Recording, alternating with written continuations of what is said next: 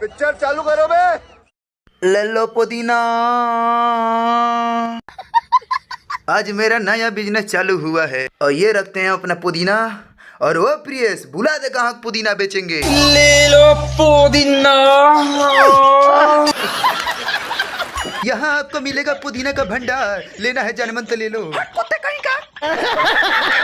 मेहरबान कदरदान सरदार, आपको मिलेगा यहाँ पे पुदीना का भंडार। और यही नहीं दोस्तों, मेरे भाइयों, आप पुदीना का लाभ सुनेंगे तो आपकी फट जाएगी। क्या बोला तूने?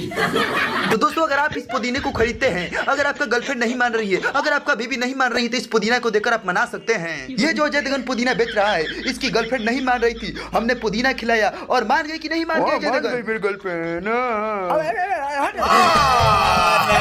झूठ बोल रहा है। No no no no, I am telling you. पुदीना, अबे साले मेरा पुदीना चुरा है साले। छोड़ छोड़ छोड़, भोसड़ी का साले हमसे पुदीना ले जाएगा। साले कुत्ता, हमको पुदीना मिला ये। और भोसड़ी का तेरे को जो ये पुदीना मिला है तेरे बाप का है क्या? साला मेरा पुदीना चुरा कर लाया है। साले उठा के फेंक दो और फोड़ दो साले पुदीना ये। उठाओ।